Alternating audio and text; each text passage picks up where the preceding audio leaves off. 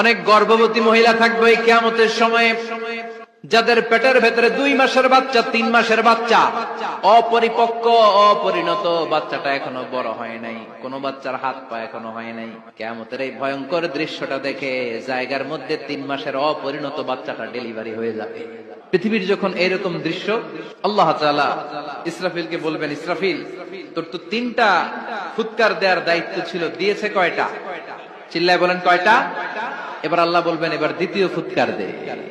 ওই ফু দেওয়ার সাথে সাথে ইসরাফিল প্রথম ফুৎকার দিয়ে জায়গা মতো এরকমই দাঁড়ায় থাকবে, আবার যখন গ্রিন সিগন্যাল পাবে মুহূর্তের মধ্যে আরেকটা ফু দিয়ে দিবে। ফু দেওয়ার সাথে সাথে পৃথিবীর সব মানুষগুলো মরে শেষ। কেউ থাকবে? থাকতে পারবো আমরা? থাকার জন্য আসছি।